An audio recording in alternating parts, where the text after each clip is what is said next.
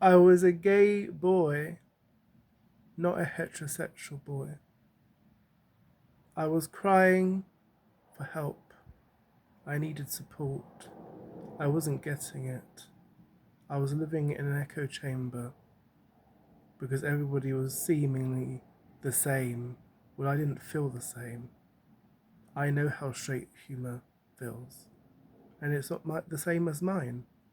Oh, I have a backbone, but I know the shiver. I know the feeling down the spine. It's not mine. It's not my emotions, good, bad, or ugly. I am a rational person. I know how I feel. I know how I'm supposed to feel and think and believe and support. I know so much more now, and I want a better society for all people, gay, straight, bisexual. I've dated all these people, regardless of who they are.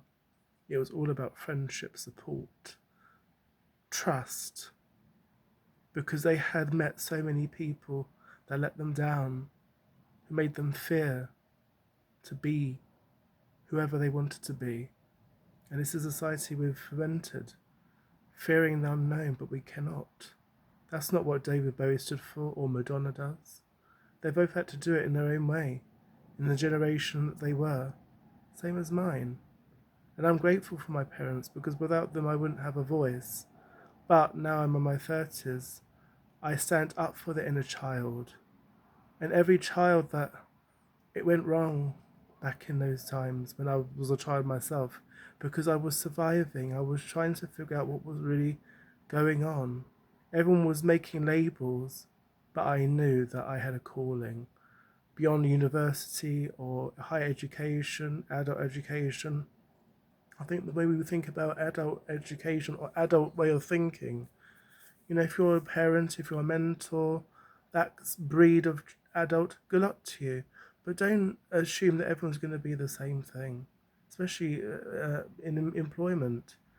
I was born to articulate myself and become a different type of professional, which involves me doing something else in communication, in poetry, in arts, in silent arts, to support disabled people or non-abled people who have carers who need educating themselves. So when they leave, they can tell these people who are voters, do you really know what you're saying? When you hear these politicians who sometimes come across as they don't understand, haven't been there. If you've met all the people that I have, safeguarding is not just a child thing, it's everybody's thing. But we need to not demonize people just because they're different or we don't understand. This created loopholes for people in the 90s when laws were different, you know. And I think we need to be careful of this now. Whoever we are, don't be aware of what you wish for in politics. We all have a platform now to say what we want, but we do have to be aware. You know, rights are not won by overnight. It takes a lot of planning and listening to people who never get heard, like myself.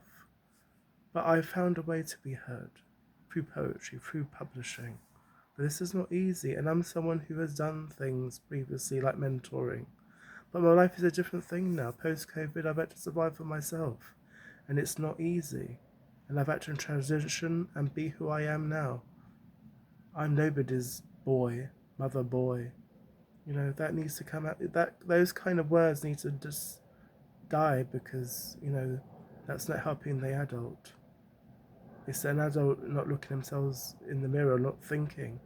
Public and private are two different things, and to the world completely. Because as a published artist, I know exactly what I've done, and I know what people will see as they see my name as an author. So we have to be careful of what we think someone is. I write because of experiences, and because I was taught by the best. I was sometimes, disappointed by those people because I knew that they were better than that.